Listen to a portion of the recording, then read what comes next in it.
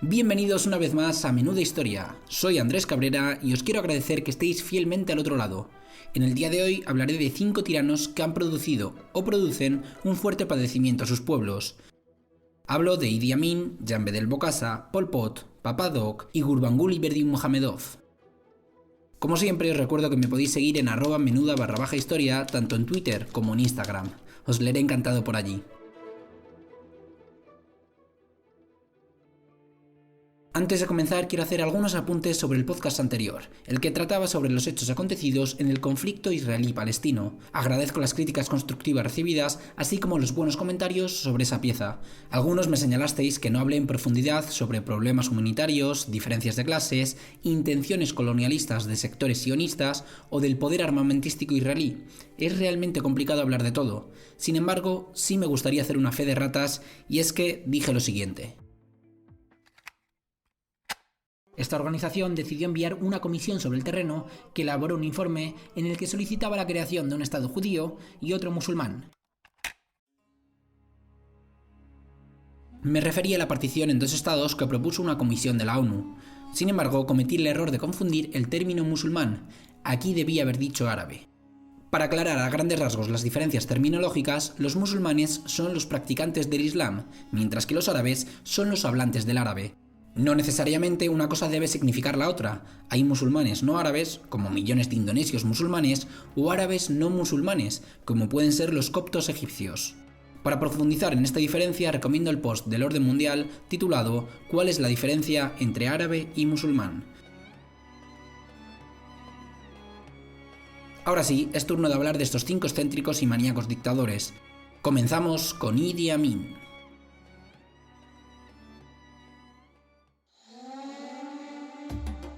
Idi Amin Dada nació en el norte de Uganda cerca de 1925. El territorio era una colonia británica ocupada desde 1894. Amin pertenecía a la etnia de los nubios, provenientes originalmente de Sudán o del sur de Egipto. Los nubios fueron utilizados por los británicos como parte del ejército colonial debido a sus humildes orígenes y diferencias con el resto de ugandeses. Idi Amin fue educado en el Islam, aunque dejó la escuela muy pronto. En su infancia demostró ser una persona beligerante, aunque era risueño y conseguía ganarse a sus semejantes con su simpatía, algo que le serviría en el futuro para esconder su verdadera cara. A los 18 años entró en el ejército colonial británico, enamorándose de la disciplina militar.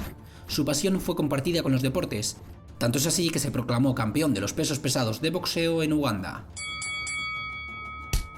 Debemos tener en cuenta que Amin medía cerca de 1,90 m y tenía en su juventud un peso cercano a los 120 kilos. Vamos, la típica persona con la que es mejor no tener problemas. Durante su formación bélica fue enviado a Kenia a luchar frente a un levantamiento contra el colonialismo británico.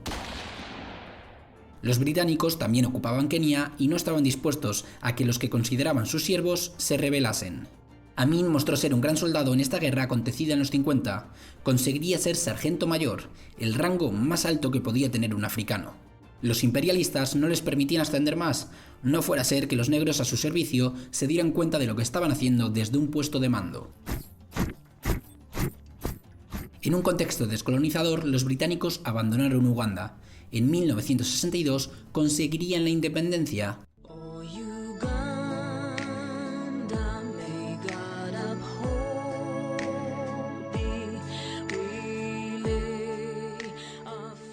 Idi Amin pasaría entonces a ser la mano derecha de Obote, primer presidente ugandés elegido democráticamente.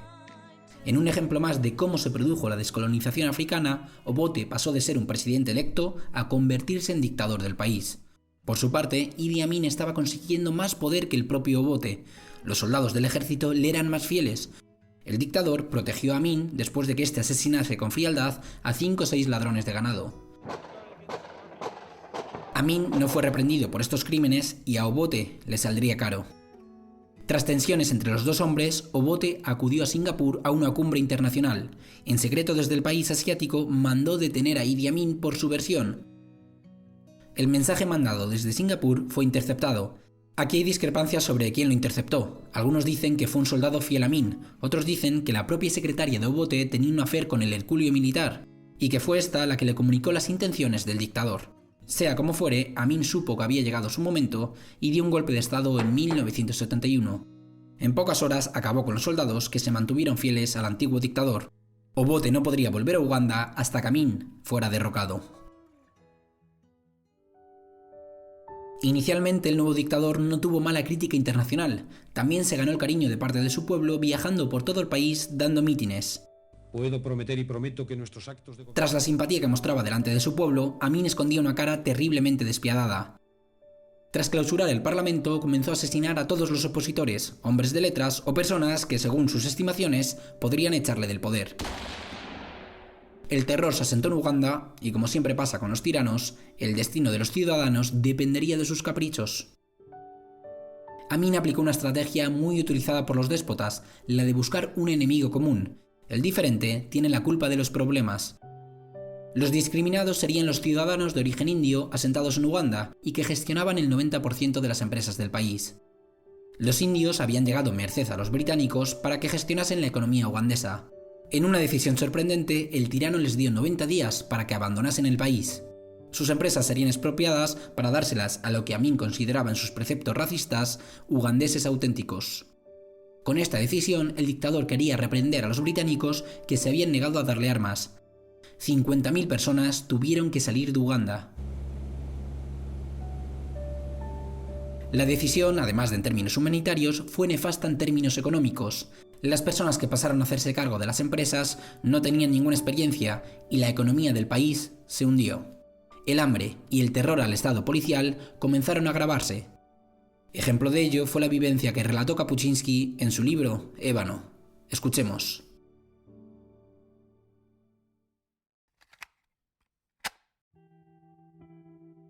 Un buen día estuve vagando por el mercado de Kampala. La afluencia de gente era escasa. Muchos puestos aparecían rotos y abandonados. Amin había saqueado y arruinado el país.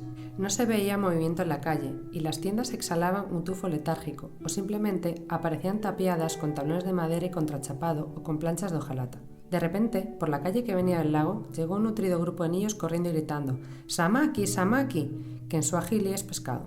Enseguida se congregó allí mucha gente y se produjo una explosión de alegría. Habría algo para comer. Los pescadores descargaron su trofeo sobre una mesa y cuando la gente lo vio, enmudeció de pronto y se quedó inmóvil. El pez era enorme y muy graso.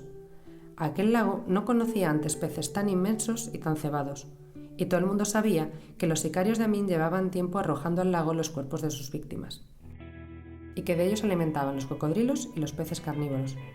Se había hecho un silencio alrededor de la mesa cuando, por una casualidad y sorprendiendo a todos, apareció un camión militar.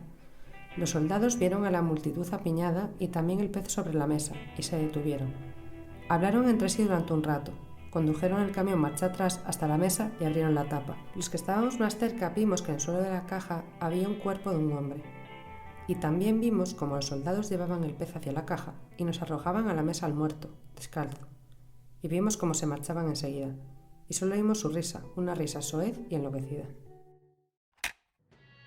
Te deja sin palabras. La visión internacional del régimen de Amin fue cambiando con el paso de los años. Si a principios de los 70 era visto como un dictador afable, para finales de la década, la mayoría de la opinión pública ya se hacía una idea de lo que pasaba en Uganda. Amin había trenzado amistades con Israel para que le financiara, pero después rompió el acuerdo con los hebreos para acercarse a la Libia de Gaddafi y a Arabia Saudí. Recurrió a sus orígenes musulmanes para ganarse la simpatía de estos dos países. En 1976 permitió que un avión con rehenes israelíes aterrizara en Uganda. Tras ello, Israel realizó un ataque sorpresa para liberar a los presos. Como curiosidad de esta misión de rescate, cabe señalar que falleció en ella Jonathan Netanyahu, hermano del actual primer ministro israelí. La popularidad internacional de Amin seguía cayendo.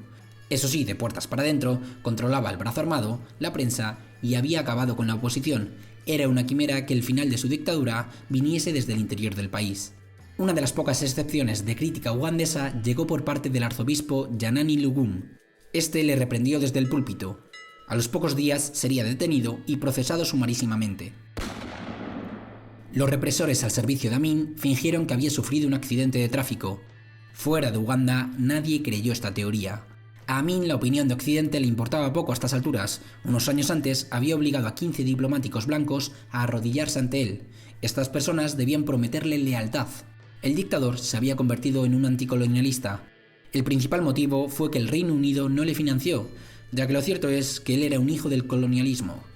En este punto debo decir que se autootorgó el nombre de conquistador del Imperio Británico. También se hacía llamar Su Excelencia el Presidente Vitalicio, aunque en mi opinión el mejor nombre era el de Señor de todas las bestias de la tierra y peces del mar. Para ir acabando con su régimen, en las postrimerías del mismo, dijo lo siguiente: Whatever any international community, especially the Western press, giving bad image and the picture of Uganda, that is a completely nonsense. Uganda is very peaceful and Uganda does not violate any human right.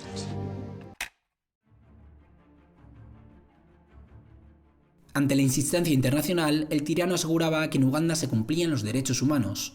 Era 1979 y su régimen iba a caer. Julius Nyerere, presidente tanzano, y sus tropas entraron en Uganda después de que Amin les hubiera atacado previamente. Obote, exdictador ugandés, también apoyaba el ataque tanzano, puesto que quería recuperar el poder. Finalmente, los tanzanos consiguieron echar a Amin del país. En este momento se pudo comprobar fehacientemente las matanzas sistemáticas de Amin. Entre 300.000 y 500.000 personas fueron asesinadas en los 8 años que duró el mandato de Idi Amin. Por cierto, el dictador nunca pagó por sus crímenes. Acabó en Arabia Saudí. Los saudíes le pusieron una casa con toda clase de lujos. El régimen saudita pagaba de esta forma a Amin por su supuesta expansión del Islam. El asesino en masa murió allí plácidamente en 2003. Una vergüenza más de la humanidad.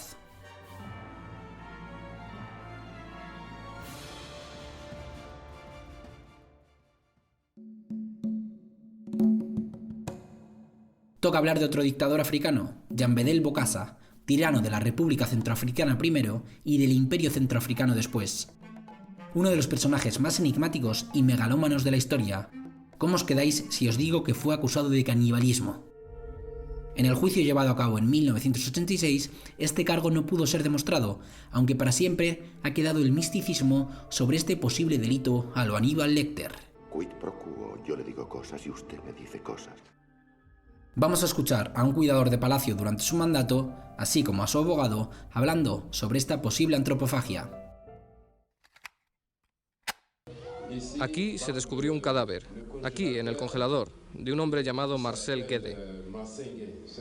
Era profesor de instituto y el día de la manifestación de niños se dijo que había arengado a sus alumnos para que se manifestasen. Lo atraparon y a ese profesor, Marcel Guédé, lo metieron vivo en el congelador. El día que los militares franceses llegaron, estaba aquí. Lo descubrieron aquí.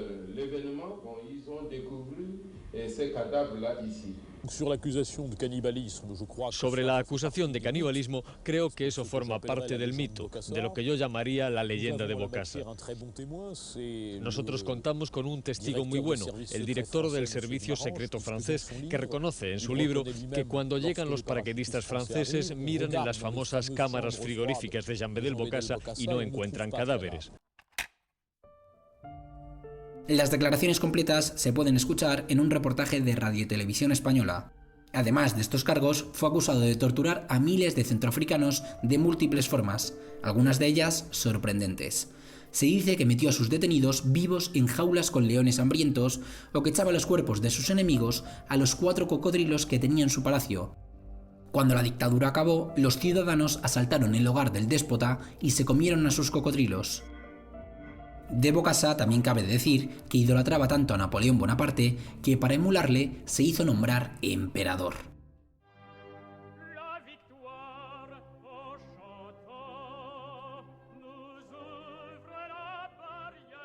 Pasaría a ser Bokassa I. La prensa, eso sí, le etiquetó como el pequeño Napoleón. En la ceremonia que le encumbraba, algunas fuentes señalan que se gastó una cuarta parte del presupuesto del país. Entre las banalidades de este festejo se encuentra un traje que contenía 785.000 perlas. Este fue diseñado en la misma sastrería en la que diseñaron los uniformes de Napoleón muchos años atrás. Mientras su población se moría de hambre, él hacía esta serie de excentricidades.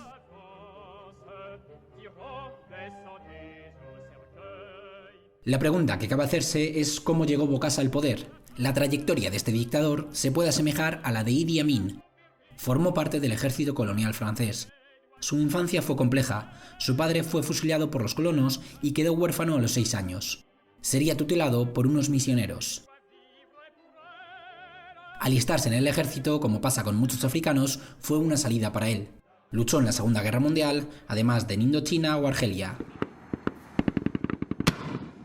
Tras servir a París en estas otras partes del mundo, Francia vio en él una persona que les podía ayudar en sus intereses económicos en la región. Cuando se habla de descolonización, debemos entender cómo se produjo la misma. Muchos estados, como la República Centroafricana, pasaron a ser gobernados por títeres que beneficiasen a los antiguos colonos. Que un tirano como Bokassa llegase al poder y se mantuviese en él, solo se entiende con el apoyo galo.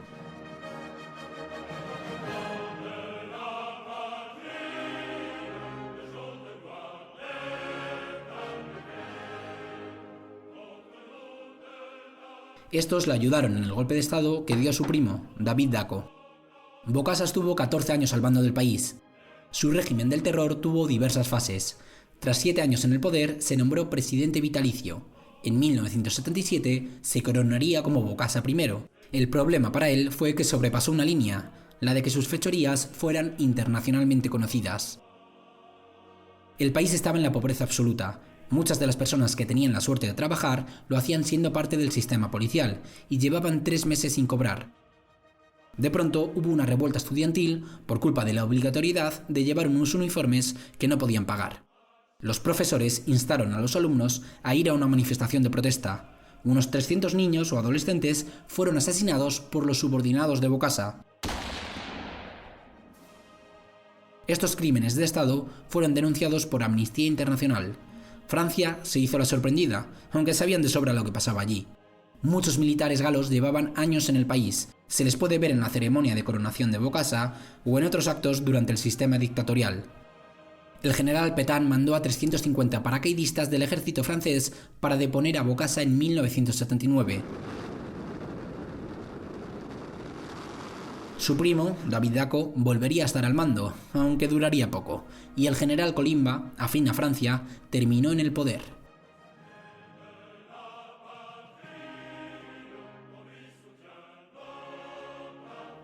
¿Qué pasó entonces con Bokassa?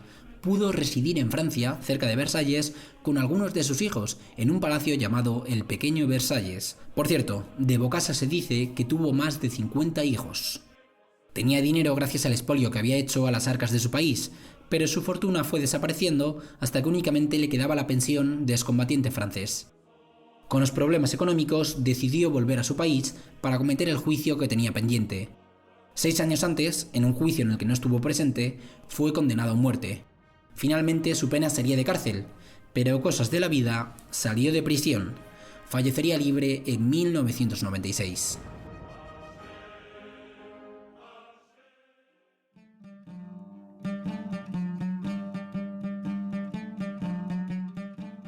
Es momento de hablar de Pol Pot, el déspota de Kampuchea Democrática, como era conocida Camboya durante su tiranía. Es el dictador más efímero de los 5 que voy a tratar hoy, pero probablemente el que mayor número de personas mató durante su régimen. Digo probablemente, ya que en estos asesinatos en masa es muy complicado saber realmente cuántas personas fallecieron de forma directa o indirecta. En el caso camboyano hay fuentes que acercan el genocidio en los 2 millones de personas. ¿Cómo llegó Pol Pot a convertirse en un sanguinario líder? Saloth Sar, que así se llamaba en realidad, nació supuestamente en 1925. Sus orígenes familiares eran los de una familia asentada, y a los 9 años se trasladó a la capital camboyana, Phnom Penh. Por entonces, Camboya era parte del Imperio francés, y aunque tenía su propia monarquía, esta era nominal. Vamos, que dependían de los galos. En su educación tuvo toda clase de influencias. Durante un año fue budista, aunque también acudió a la escuela con monjas francesas. En 1949 pudo ir a París a estudiar, y aquí es donde comienza a formarse políticamente. Saloth Sar odiaba la monarquía camboyana. En Francia, en un contexto político revolucionario, recibe influencias del comunismo y comienza a acercarse a esta ideología política. El futuro Pol Pot aplicaría después un comunismo nacionalista en su régimen dictatorial. Cuando regresó a Indochina, estuvo influenciado por la insurgencia vietnamita, el Viet Minh. Estos querían echar a los imperialistas franceses de esta parte del mundo, por lo que este joven quiso acercarse a ellos.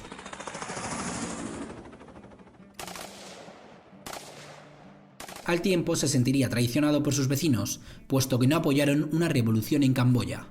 Camboya sería independiente en 1953, los franceses se irían del país, pero la monarquía seguiría en el poder. Salotsar era por tanto un revolucionario sin revolución. En la clandestinidad se juntó con personas que pensaban como él. Comenzaron a reclutar puerta por puerta a nuevos camaradas. Con un plan trenzado, abandonaron la ciudad y se fueron a la jungla limítrofe con Vietnam. Allí, los campesinos se fueron convirtiendo en revolucionarios. Salotsar adquiriría poder en la sombra. También aquí cambió su nombre pasando a ser conocido como Pol Pot. El anonimato era parte de esta insurgencia y los verdaderos nombres podrían ser un problema. Su familia hacía tiempo que no sabía nada de él. Internacionalmente tampoco le tenían ubicado. Pol Pot aprovechó este anonimato para viajar a Hanoi y Pekín. En China vio la forma en la que Mao Zedong ejercía su tiranía. Volvería a Camboya pensando que él podía mejorar a Mao. Aplicaría su propio maoísmo y la China comunista le ayudaría. En esas, el monarca Sihanouk estaba desbordado. Las guerrillas vietnamitas se asentaron en la jungla camboyana. Esto provocó un ataque de Estados Unidos a Camboya.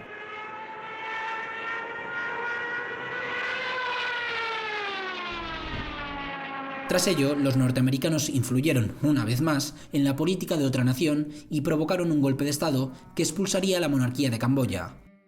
Lon Nol, jefe del ejército, se pondría al mando del país en 1970. Este gobierno títere, ayudado por los norteamericanos, buscaría expulsar a los norvietnamitas de su territorio. Para entonces, los revolucionarios camboyanos ya eran conocidos, pero se creía que dependían del Vietcong. Estos eran los revolucionarios comunistas del bando norvietnamita.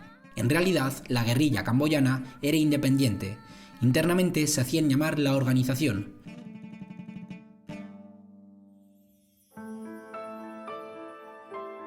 Su nombre a nivel global pasó a ser el de los Khmeres Rojos. Un pañuelo, habitualmente rojo, anudado al cuello, era el distintivo de estos subversivos.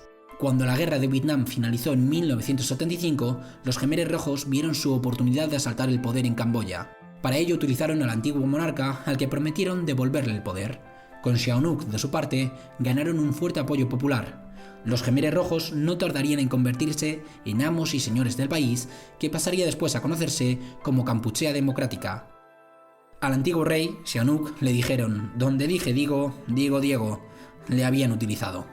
La política aplicada por Pol Pot consistía en retrotraerse unos 800 años, cuando aquel territorio era fuerte bajo el imperio Khmer. Es increíble la fijación que tienen los ultranacionalistas con las glorias pasadas, ¿eh? Para Pol Pot, todo invento moderno había corrompido a su pueblo. Prohibió cualquier artilugio de lo que él consideraba que representaba el colonialismo. ¿Todo? No, claro.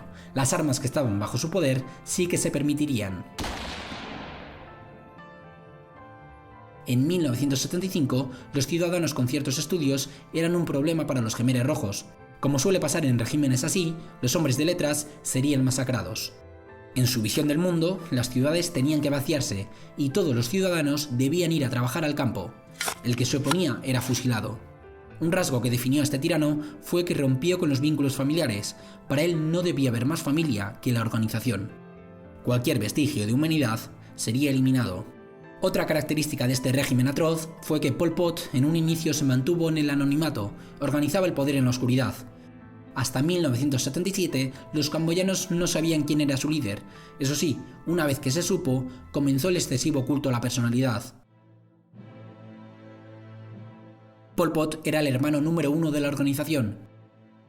Con el paso del tiempo, el poder volvió paranoico al terrorista de Estado, que comenzó a desconfiar de todos. Mandó asesinar a muchos de sus Khmeres Rojos que llevaban con él desde el principio. Creía haber espías infiltrados en su país en cualquier camarada. Las torturas y los fusilamientos eran constantes. En su obsesión enfermiza pensó que los vietnamitas le iban a atacar y mandó a los Khmeres Rojos a Vietnam. Buscaba realizar un ataque preventivo. Este ataque significó la cacería de cientos de aldeanos del país vecino. Tras este movimiento, similar al que hizo Idi Amin con Tanzania, Vietnam invadió Camboya, provocando la huida de Pol Pot y de sus acólitos. Los vietnamitas descubrieron que el país estaba atestado de fosas comunes. El mundo fue conocedor entonces de las matanzas que habían acontecido allí. Sin embargo, Pol Pot se escondió nuevamente en la jungla con cerca de 100.000 fieles. Eso sí, el número secuencialmente fue diluyéndose. Occidente vio necesario que este déspota estuviera allí como amortiguador de Vietnam. Pol Pot sería sometido a un juicio dentro de la propia organización en los 90 por mandar fusilar a un Khmer rojo que había estado con él desde el comienzo. Pol Pot nunca fue enjuiciado por el genocidio que realizó a su población. Murió pacíficamente en 1998. No te olvides de seguir a @menuda_historia en Instagram. Allí encontrarás imágenes muy curiosas.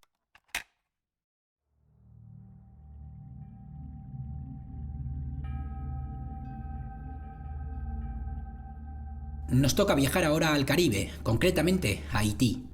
El dictador del que os voy a hablar es, sin duda alguna, el más inquietante de todos. Es momento de contar la historia de François Duvalier, más conocido como Papa Doc.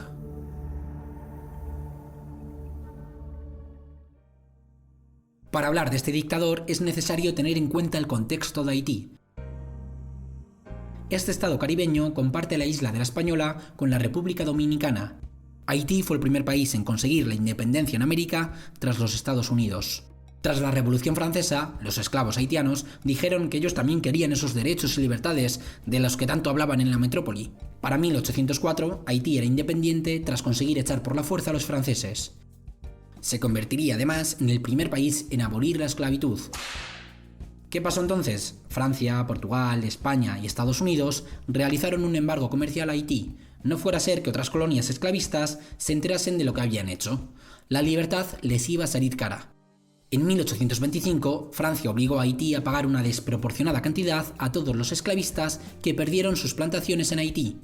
La deuda del ya de por sí frágil país debido al bloqueo era inasumible, pero Francia les amenazó con invadirles.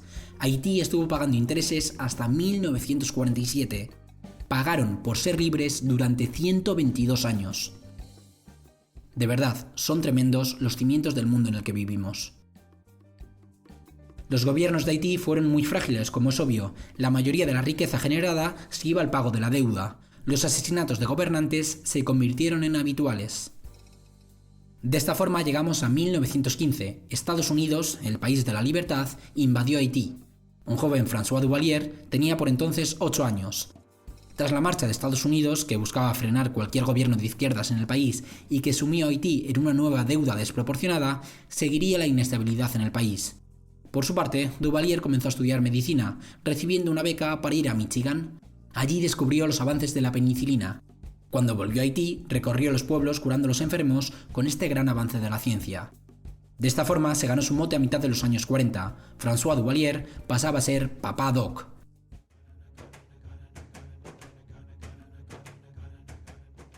Era cercano con los pacientes y caía simpático a los más humildes que veían en él a un hombre de buen corazón. No sabían la que se les venía encima. Duvalier entraría en política en un movimiento conocido como negrismo. Para 1946 ya era ministro de Salud del país y su fama comenzó a aumentar. En esas, en 1950, el ejército dio un golpe de estado y Papa Doc tuvo que esconderse. Fue en estos años cuando comenzó a conocer en profundidad la religión criolla, el vudú, y a leer textos políticos que forjarían su personalidad futura. Papa Doc coincidiría con Maquiavelo en que es mejor ser temido que ser amado. Escuchemos el extracto del Príncipe en el que se dicen estas palabras. Algunos políticos disputan acerca de si es mejor que el príncipe sea más amado que temido, y yo pienso que de lo uno y de lo otro necesita. Pero, como no es fácil hacer sentir en igual grado a los mismos hombres estos dos afectos, habiendo de escoger entre uno y otro, yo me inclinaría al último con preferencia. Es preciso confesar que generalmente los hombres son ingratos, disimulados, inconstantes, tímidos e interesados.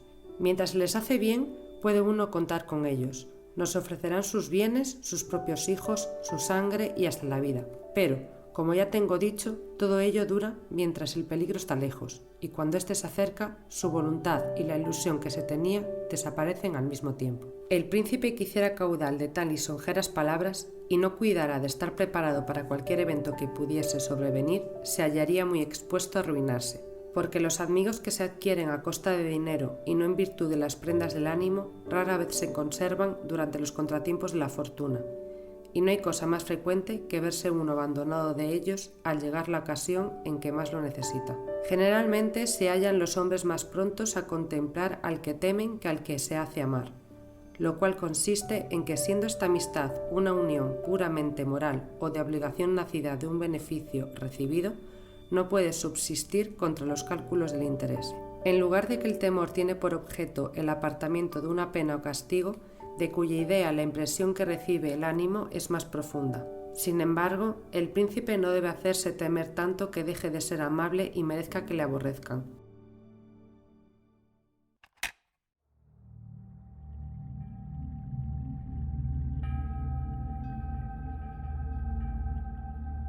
Estas líneas han sido aplicadas por muchos déspotas a lo largo de la historia, y enseguida veremos cómo las aplicó Papa Doc. En 1956, un nuevo golpe de Estado provocaría la huida del anterior dictador.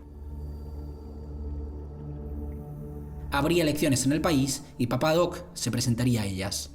El futuro tirano tenía el apoyo de la mayoría negra del país. Los mulatos eran minoría y llegarían a sufrir una persecución intensiva. Papa Doc sería nombrado presidente en 1957 y demostró ser una persona conocedora de la historia del país. Lo primero que hizo fue colocar a militares afines en los puestos de mando para evitar golpes de Estado tan habituales en el pasado. Tras un intento de alzamiento de unos pocos militares, Papa Doc decidió crear su propia guardia pretoriana, los Tonton Macuts, muchos de ellos exconvictos. En 1959, los acontecimientos dieron una oportunidad de financiación a Papa Doc.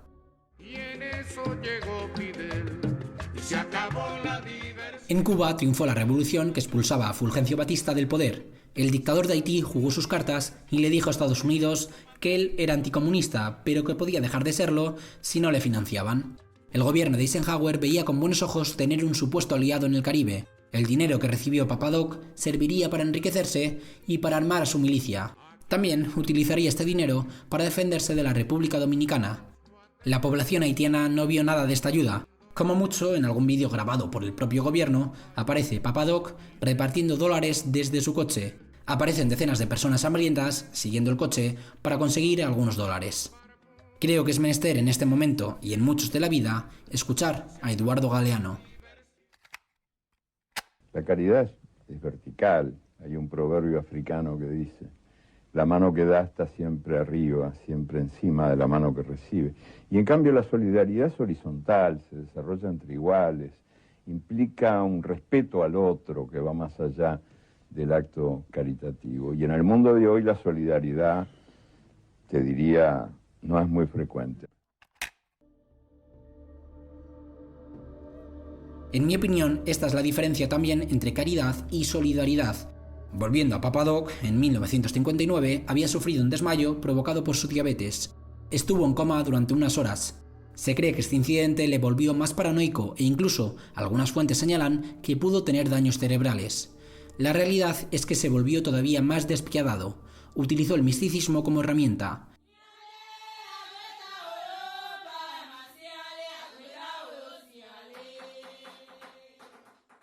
En una población analfabeta en su mayoría y con fuertes nexos con el vudú, les dijo que él era la encarnación del Barón Samedi, personaje vinculado a la muerte. Se vestía como la iconografía representaba a esta deidad, con traje y gorro negro. Además, imitaba su voz. Decía ser inmortal y muchos ciudadanos comenzaron a creer que Papa Doc era un dios terrenal. El sumum del absurdo llegó en 1963, cuando dijo que había matado a Kennedy. Ya tenemos respuesta a esta eterna pregunta. Decía que le había asesinado mediante sus poderes con el vudú. El gobernante norteamericano había acabado con la financiación del régimen de Papa Doc. Sin Kennedy, Duvalier podía seguir con su tiranía. Unos años antes había montado una farsa democrática en la que hubo elecciones con él como único candidato. El supuesto resultado fue de 1,3 millones de votos a favor y 0 votos en contra. Papa Doc decía que era deseo del pueblo que él fuera el presidente vitalicio, y así consiguió el puesto en unas nuevas elecciones fraudulentas en 1964. Así hablaba de ello. He sido elegido presidente vitalicio. No es mi deseo, sino la voluntad de hierro del pueblo de Haití. Mientras el régimen del terror seguía su curso, una quincena de haitianos neoyorquinos decidieron organizarse. Espoleados por la reciente revolución cubana, buscaron hacer su propia sedición que acabase con Papa Doc. Siguieron la misma estrategia que Fidel Castro, el Che Guevara y compañía. Llegaron en barco a Haití para, a través de una lucha de guerrillas, tratar de acabar con el tirano. El problema fue que eran muy pocos y que lucharían ante un loco armado. Tras asesinar a uno de los rebeldes, Papa Doc decidió llevar su cuerpo a la entrada del aeropuerto de la capital, Puerto Príncipe. El cadáver del insurgente, en avanzado estado de putrefacción, fue colocado en una silla. Era lo primero que veían los escasos turistas que llegaban al país. Tremendo. Los rebeldes fueron persistentes y los brazos armados del dictador tardaron en acabar con ellos. Finalmente capturaron a los dos últimos y en un acto público, con las cámaras de televisión estatales grabando, fueron fusilados. Papa Doc obligó a que los niños de las escuelas fuesen al fusilamiento para que aprendiesen lo que les podía pasar si traicionaban al semidios que quería hacer creer que les gobernaba. El sistema enfermizo de Papa Doc pudo llegar al punto de que se encerraba con los cadáveres de sus enemigos para realizar rituales vudú. Esto es prácticamente imposible confirmarlo y no se sabe si forma parte del mito o de la realidad del maníaco déspota. Las cifras de asesinatos varían según la fuente. Un mínimo de 30.000 asesinatos parecen confirmados, pero se cree que pudieron existir muchos más. Finalmente, el inmortal Papa Doc falleció en el mando en 1971. Previamente había dejado todo estipulado para que su hijo se hiciera con el poder. Baby Doc, que así sería conocido el nuevo tirano, tenía por entonces solo 19 años y atormentó a esta población caribeña otros 15. Cuando Baby Doc cayó, los haitianos desenterraron el cadáver de Papa Doc y lo apalizaron mediante un ritual. Por su parte, la historia de este país siguió su trágico curso, con el terremoto que todos conocemos y con gobiernos inestables. Haití está maldito. O bueno, en realidad, le han empujado a una maldición de la que no puede salir. Y para cerrar este podcast, es turno de contar la dictadura de Gurbanguly Berdimuhamedov, dictador de Turkmenistán desde 2006 hasta estos momentos. No me refiero a que ahora mismo esté siendo derrocado, me refiero a que sigue manteniendo el poder en este país de Oriente Medio. Puesto que en ocasiones es muy complicado hablar de dictaduras que están en marcha, por los motivos evidentes, os voy a dar un contexto previo y después voy a pasar con 2 entrevistas a sendas personas que han estado en este recóndito país autocrático. Turkmenistán es un territorio inhóspito y escasamente poblado. La importancia pasada recae en la ruta de la seda. Tras ello se quedaron en la región pueblos nómadas con disputas tribales. La Rusia zarista primero y la Unión Soviética después se anexionaron este territorio en mitad de Asia. Tras la caída del telón de acero, el líder regional de Turkmenistán, Sapurmurat Niyazov, pasó a proclamarse dictador del nuevo estado. El tirano prohibió el Partido Comunista, comenzando con una dictadura personalista. Alguna de las excentricidades que llevó a cabo fue la de interpretar el Corán a su forma, escribiendo la Ruhnama, libro de obligatoria lectura en las escuelas o para conseguir puestos en la administración pública. Otra medida que tomó fue la de cambiar los nombres de los meses. Enero sería el Turkmenbashi, esto significa líder de todos los turkmenos, por lo que enero sería el mismo.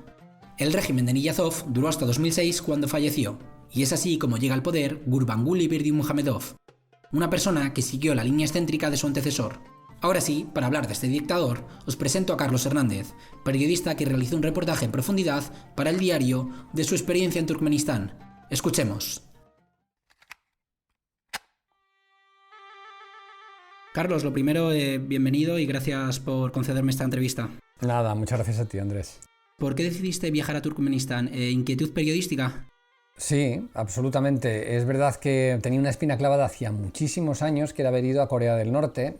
Nunca me surgió la ocasión por mi trayectoria profesional, no tuve la oportunidad de ir. Y es verdad que Turkmenistán era una dictadura mucho más desconocida, mucho más oculta, de la que sabemos muy poquito y que, de alguna manera sustituyó, ¿no?, ese interés frustrado por ir a Corea del Norte, una dictadura de la que además se ha hablado ya mucho en los últimos años. Y es verdad que Turkmenistán siempre había permanecido ahí oculta, con lo cual era una asignatura que tenía pendiente y que aproveché para visitar en cuanto pude. ¿Por qué crees que esta dictadura es tan desconocida? Bueno, influyen varios factores, ¿no? El primero es cierto y es la lejanía. O sea, la lejanía en general de Occidente, ya no solo geográficamente hablando, sino geopolíticamente, geoestratégicamente. Es una zona que a Occidente no es que no le interese en sí, porque desde luego le interesaría debido a las riquezas naturales que tiene, pero que siempre ha estado bajo la influencia primero soviética, ahora rusa, aunque con otras connotaciones, porque tiene relaciones obviamente con muchos países, también con la Unión Europea, pero digamos que nunca ha sido una zona preferente o en la que se han puesto los ojos del interés económico, que al final muchas veces es lo que marca el interés político y por tanto al final el interés mediático, ¿no? Hablamos mucho de Venezuela, hablamos mucho de otras naciones.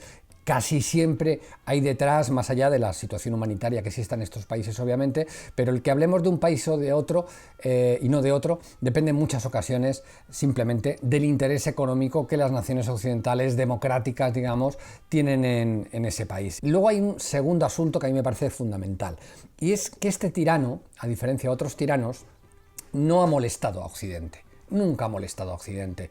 Siempre que ha tenido, digamos, que jugar a favor o que elegir, ha elegido no meterse en problemas y conceder bazas a Occidente, incluso conceder peticiones tan importantes como fue durante la guerra de Afganistán el hecho de que Estados Unidos pudiera utilizar el espacio aéreo de Turkmenistán.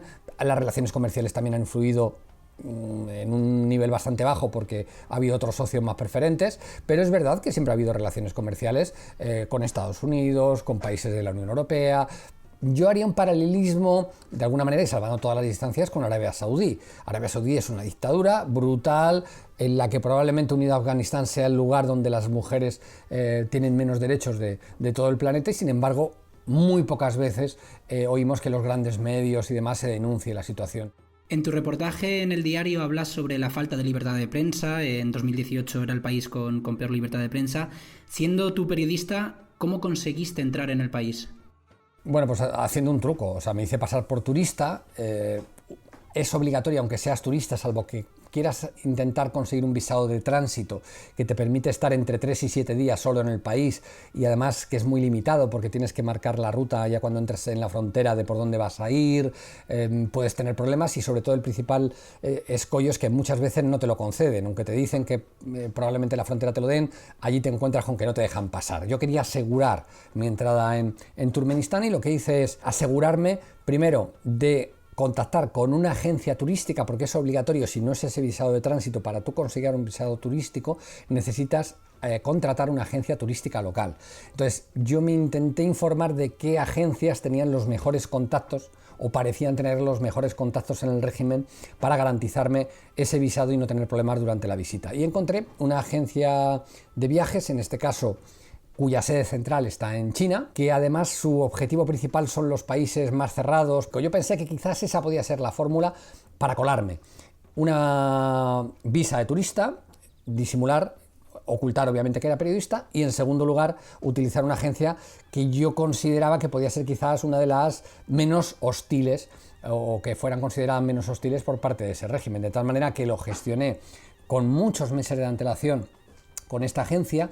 Esta agencia además tenía una gran virtud, y eso me demostró de hecho que tenía grandes relaciones con el régimen, y es que era la única que tenía autorización para llevar un grupo pequeño de extranjeros a los actos conmemorativos del Día de la Independencia de Turkmenistán, que son unos actos, bueno, al más puro estilo stalinista, ¿no? De lo que hemos visto en tantos y tantos reportajes sobre la Unión Soviética, o los que somos mayores incluso lo vimos en directo, aunque en mi caso a través de televisión, desfiles del ejército monumentales, más luego exhibiciones gimnásticas, en fin, todo tipo de actos para exaltar al dictador. ¿Y qué es lo primero que sientes al poner tus pies en Turkmenistán? ¿Qué es lo primero que sientes? Pues fíjate, me recordó un poquito, salvando todas las distancias, mi época de corresponsal de guerra, ¿no? Que ya la dejé bastante atrás. La última vez que yo estuve en una guerra fue en 2003, en la guerra de Irak, pero me recordó un poquito ese ambiente, ¿no? De entrar en un sitio donde nadie quiere ir, y en todo caso del que la mayor parte de la gente lo que quiere hacer es huir, ¿no? Esa es un poco la sensación que siempre tenía cuando iba a una guerra, que llegabas a un lugar en el que lo que había era civiles que escapaban del conflicto, y ahí éramos 4 periodistas, 4 cooperantes los que intentábamos sin embargo entrar, ¿no? Pues un poco sentí lo mismo en el paso fronterizo, porque fue un paso fronterizo terrestre además el que utilicé, no entré por avión, entré andando por la frontera de Uzbekistán, por un paso fronterizo muy poco frecuentado, y llegar ya a esa tierra de nadie que había entre los dos países ya era algo inquietante, ¿no? Había coches abandonados, notaba que gente que se había quedado ahí en tierra de nadie, que no le habían dejado pasar, pero tampoco podían regresar, y el coche había quedado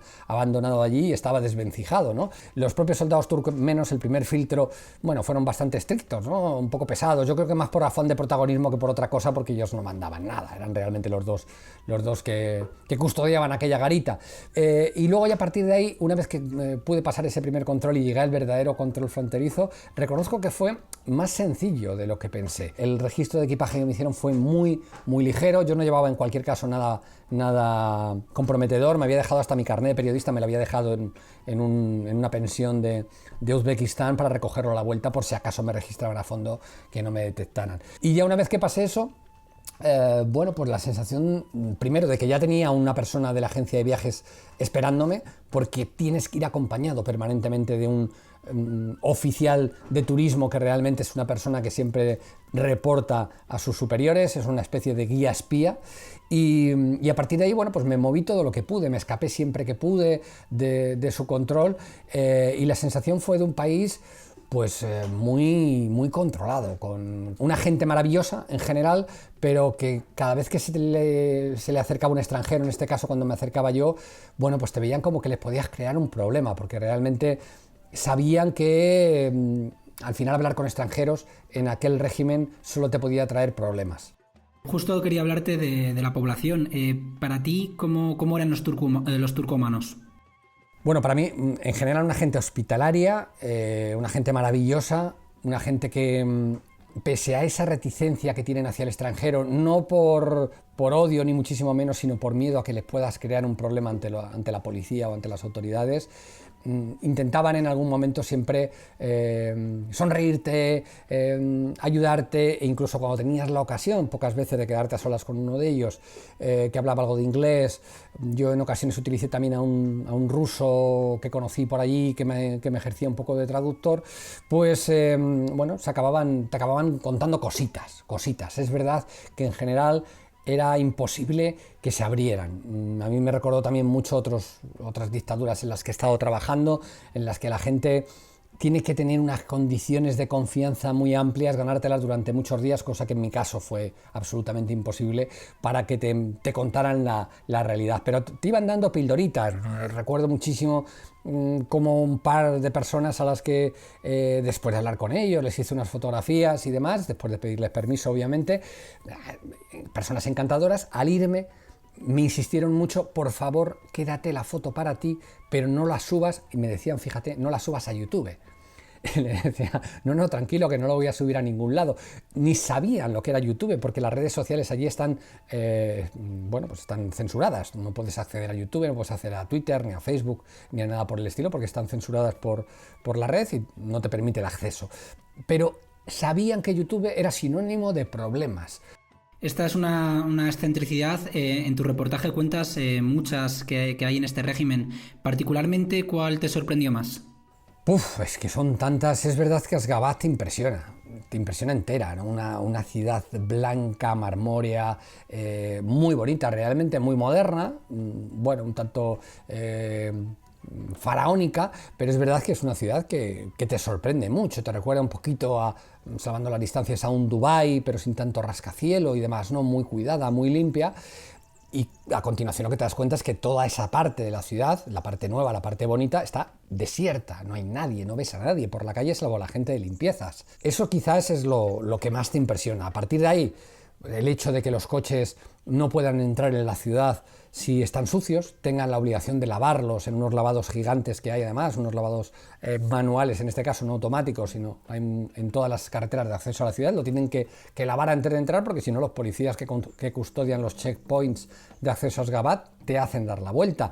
Quizás, fíjate, Andrés, la imagen y el sonido que más grabado tengo, como más inquietante, puede parecer ridículo, pero fue un parque recreativo para niños, un parque recreativo en esa parte nueva de Ashgabat, donde entramos, y estaban todas las máquinas encendidas, pues de videojuegos para niños, había también unos carruseles, unos caballitos, coches de choque pequeñitos, en fin, había un montón de atracciones, todo estaba encendido, con lo cual se oía ese soniquete de las musiquitas que expulsaban las máquinas, y sin embargo estaba vacío absolutamente, pero no había ni un solo niño, ni un solo adulto, no había nadie, nada más que la persona que se encargaba de custodiar la entrada, en un sitio gigantesco que había inaugurado el propio presidente Berdimuhamedov, pero que no había utilizado a nadie. De hecho preguntamos, oye, ¿es normal o es algo raro que hoy no haya ni un niño? Y dice, no, aquí nunca hay nadie, que es una ciudad absolutamente fantasma que solo descubres cuando pasas esos muros de mármol, digamos, y te vas a la verdadera Asgabat, como yo la llamo, que es donde realmente vive la gente, y ahí te encuentras ya unas situaciones de, no voy a decir de miseria, porque no es miseria, pero sí de vivir con lo justo, de vivir en unas condiciones muy humildes que contrastan muchísimo con esa imagen faraónica de derroche, de gasto desorbitado y absolutamente enloquecido que hace siempre el presidente Berdimuhamedov. En base a tu experiencia, ¿cómo catalogarías el régimen de Berdimuhamedov? ¿Es muy parecido a la autarquía?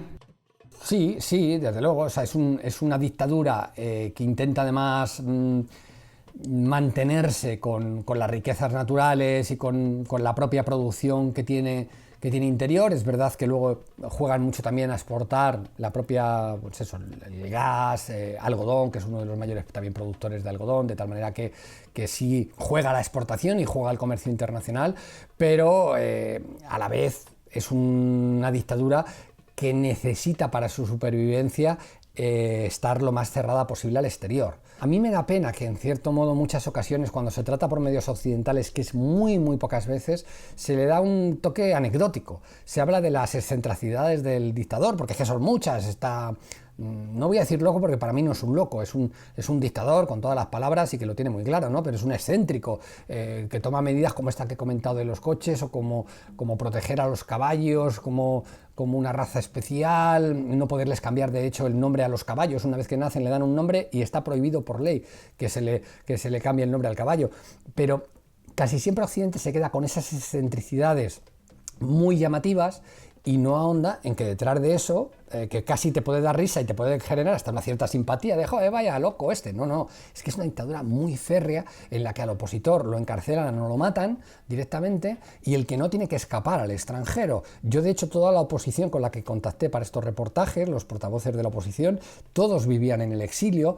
Es verdad que existen algunos en el interior, pero ni siquiera hay la posibilidad de acceder para un periodista occidental. O sea, tienen que vivir en el más absoluto anonimato, pasando información a través de VPNs, a través de mensajes encriptados a la oposición en el exterior, pero no se pueden dar a conocer en el interior. Yo, todos los que entrevisté, líderes además bastante importantes de esa oposición, dentro de que es una oposición bastante frágil, ¿no? Y poco armada, porque nadie les ayuda, no hay una gran potencia que esté detrás para echarles una mano, vivían en el extranjero, y algunos de ellos incluso han sido atacados. Ha habido intentos de asesinato de estos líderes de la oposición en el extranjero. Hablamos de algún periodista, hablamos de algún político, de algún defensor de los derechos humanos que ha sido apuñalado en el metro de Moscú, por ponerte un ejemplo. Por culpa de este hermetismo se sabe muy poco de la represión del país. ¿Crees que existen métodos de tortura en el país de forma masiva, o que es algo leve, o cómo ves esto?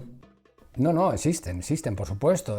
Tenemos datos muy parciales, digamos, de lo que ha ocurrido y de lo que ocurre en ese país, pero sabemos, por ejemplo, de la existencia de cárceles secretas y no tan secretas, donde se encierra a estos disidentes y donde directamente desaparecen. Las familias, desde el momento en que son detenidos, no reciben ningún tipo de información de sus seres queridos, y ya hay muchas ocasiones en las que no vuelven a saber nada de ellos. Estamos hablando de personas que ya llevan 15, 20 años encerradas y a la vez desaparecidas. En tu reportaje también cuentas que un empresario europeo te dijo que países como estos necesitan regímenes así. ¿Crees que esta es la visión de una persona que saca rédito económico de esta clase de dictaduras? Absolutamente.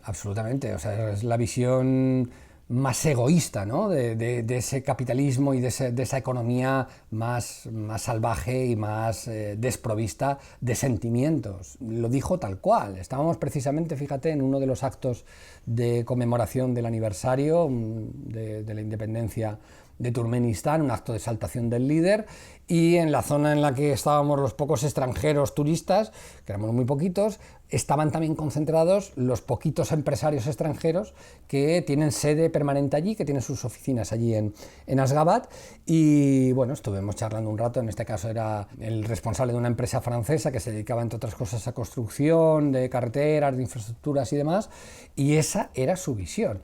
Estos regímenes necesitan mano dura porque si no su población pues se desmanda, aparte no trabaja como tiene que trabajar, etcétera, etcétera, con lo cual es una forma, yo creo también, de intentar a la vez lavar su propia conciencia, porque es obvio que lo que allí ocurre ellos lo ven. Este empresario, como yo, como el resto de extranjeros que estábamos en esa visita, como el resto de las centenares de personas que estábamos en ese acto, habíamos tenido que acudir 4 horas y media, 5 horas antes de que comenzara, para bueno, tener perfectamente controlado todo lo que era el aforo y sobre todo empezar a distribuir banderitas, a colocar a la gente en los sitios donde ellos querían, porque realmente todo se mueve por una parafernalia de exaltación al líder muy organizada. Los extranjeros, de hecho, éramos los únicos que estábamos allí de forma voluntaria, y éramos muy pocos, no llegábamos a 30. El resto, y eran miles de personas, que eran miles de turmenos, habían sido obligados a ir allí para jalear a su líder. Eran en su mayor parte estudiantes universitarios o funcionarios públicos a los que les habían dado la orden de estar allí para hacer bulto, para rellenar y para jalear a su líder.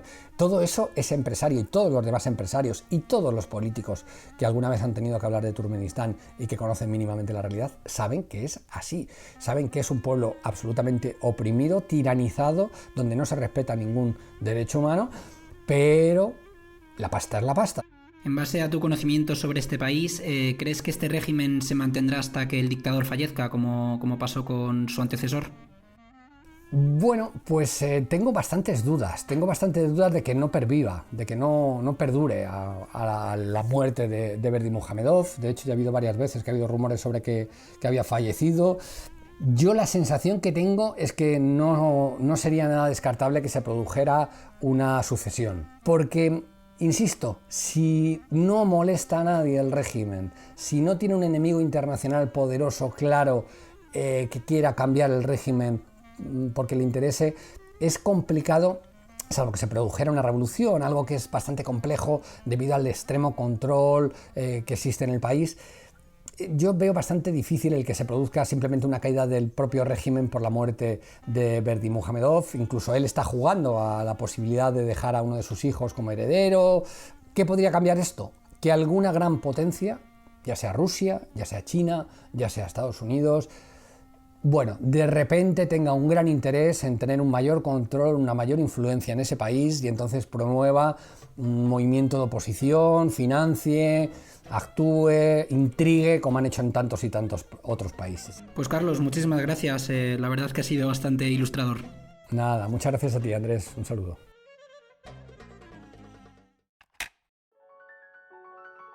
Tras oír las enriquecedoras palabras de Carlos, paso a presentaros a Daniel Spasinger, o como nosotros lo conocemos, Sweeney, un amigo viajero que hizo un recorrido en moto de Vietnam a París, pasando 5 días por Turkmenistán.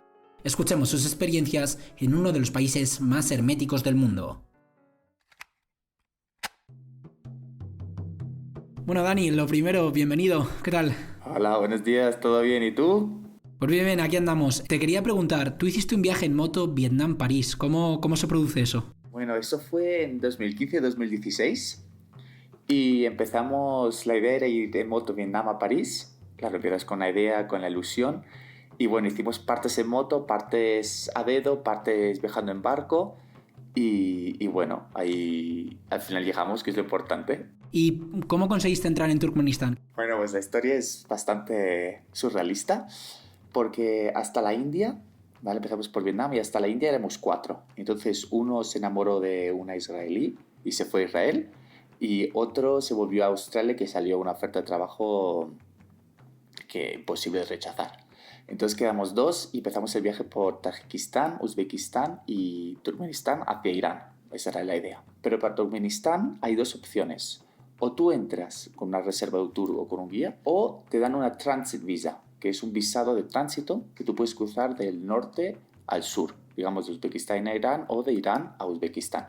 solo que es muy difícil conseguirlo. Y el visado, la verdad que fue bastante surrealista, porque nos pidieron un test para si tuviéramos el SIDA, y después había que escribir una carta de presentación súper bonita, que como si Turkmenistán fuera lo más, ¿no? Y en la embajada eran como muy correctos, y en plan de, bueno, ¿y qué vais a hacer? Y que sois periodistas, y que si esto, obviamente yo nunca dije que estudié periodismo. Claro. ¿Cómo definirías Turkmenistán?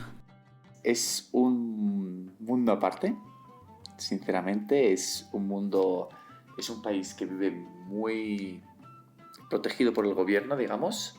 No lo pondría a nivel de Corea del Norte, pero muy cerrado. El presidente tiene las fronteras muy cerradas, viven en una burbuja. Mucha diferencia entre la capital, Ashgabat, con el resto del país. ¿Alguna otra anécdota que recuerdes del país o algo que merezca la pena contar? Sí, digamos, desde el norte, por el centro, digamos, ningún problema con la policía ni nada. El problema es cuando llegas a Ashgabat, ¿vale? Ashgabat, yo me lo imaginaba, pues obviamente, como las historias de Aladdin, ¿no? Tú te imaginas así, todo un poco rural, todo esto, pues nada que ver. Nos han mentido totalmente. Ashgabat es como Las Vegas. Es como Las Vegas, todo monumentos súper altos, todo blanco, todos los edificios son blancos. Y lo que llama la atención es que en la calle no hay nadie. Es como Las Vegas, pero desierto. Y después otra que fue en el bus público, que estuvimos hablando, pasamos al lado de un estadio y hablamos con gente local en el bus, ¿no? Y sobre todo gente muy tímida, muy reservada, yo imagino que si tú vas con un tour, ¿no? En vez de si tienes el visado de 5 días, tú vas con un tour, creo que te meten en el hotel, te llevan a muchos sitios, pero estás muy limitado, no hablas con la gente mucho. En cambio nosotros sí que intentamos interactuar un poco más con la gente. En la zona rural, olvídate, pero en Ashgabat pues sí que algún que otro hablaba inglés. Y pasamos por el lado de un estadio, parece un estadio olímpico o algo así, y nos comentaron sobre las Olimpiadas de Turkmenistán. A ver, algún dato muy curioso, porque ellos hablaban como si los atletas de Turkmenistán fueran los mejores del mundo y que ganaban a los uzbecos, a los de Kazajstán. ¿Notaste algo raro o alguna norma extraña que dices, uy, qué curioso todo? Sí, bastantes. Una era que pasamos al lado de una estatua de oro enorme del presidente.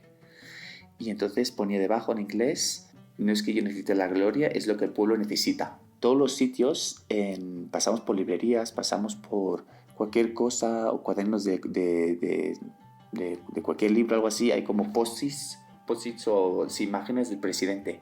Culto total a la personalidad, ¿no? Sí, totalmente.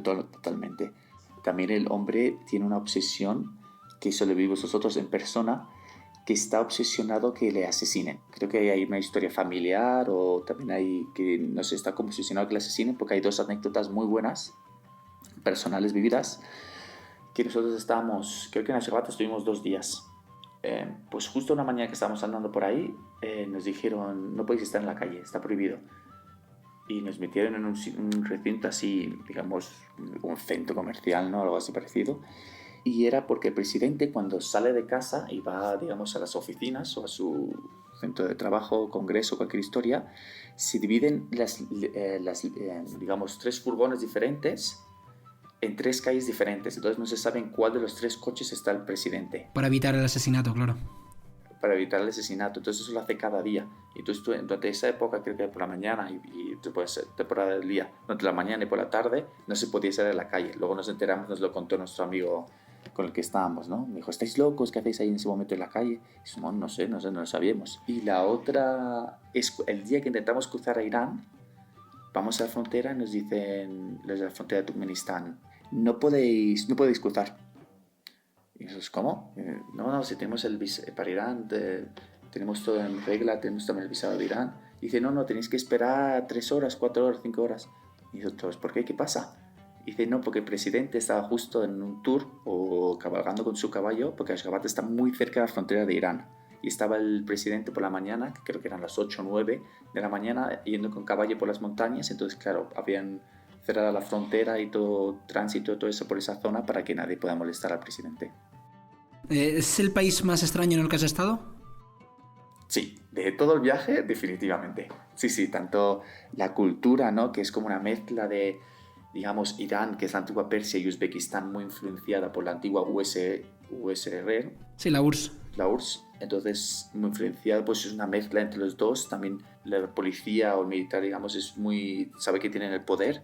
Por ejemplo, una historia también, una anécdota muy, muy curiosa es cuando cruzamos de Uzbekistán a Turkmenistán. Claro, tú cruzas la frontera de Uzbekistán y después, digamos, hay una tierra de nadie, ¿no? Una parte que tienes que andar como 2 kilómetros que no pertenece a nadie. Entonces, claro, tú una vez salido de Uzbekistán ya no puedes entrar a Uzbekistán y solo puedes cruzar a Turkmenistán. Entonces, claro, a nosotros nos dijeron, sí, tenemos la carta, que era como una entrada, que nos dio la embajada, que es como un visado, pero tú también tenías que pagar $50 al entrar. Entonces, claro, cuando llegamos ahí, el hombre del oficial se percató de la situación y nos dijo, no, quiero $100. Y nosotros, sí, les dijimos, no, pero para entrar son 50. Dice, 100 entráis o os dais la vuelta y os quedáis en medio de ningún sitio.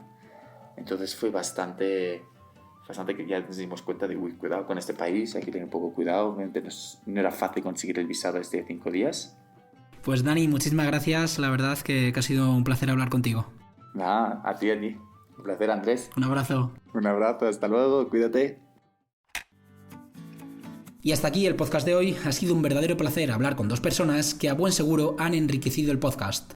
En este momento quiero recomendar el Instagram de un buen amigo, @historietas_universales. Allí ha realizado un dibujo con estos 5 dictadores. Por cierto, aprovecho para decir que la idea del nombre de este podcast es suya, que siempre me lo reprocha. Los derechos de copyright son tuyos, amigo. Y para cerrar, como empieza a ser costumbre, quiero hacer una pequeña reflexión personal. El poder es el intangible que explica toda la historia de la humanidad. El principal deseo de la mayoría de seres humanos ha sido y es atesorar algo de poder, se materialice este o no. En la actualidad, el dinero no deja de ser una abstracción del poder.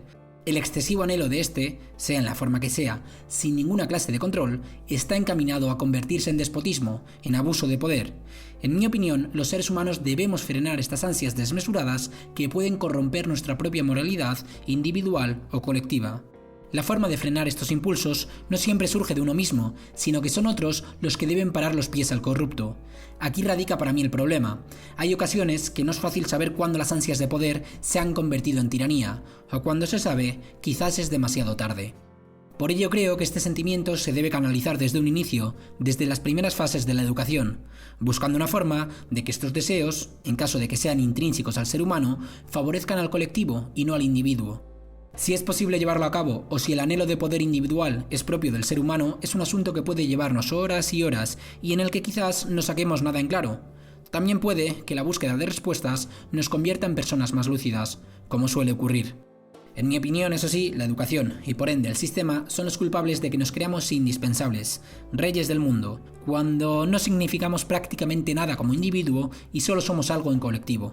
Como resumen diré que si el anhelo de poder no es frenado por uno mismo o por otros, tenemos como resultado a tiranos dispuestos a todo con tal de conseguir más poder.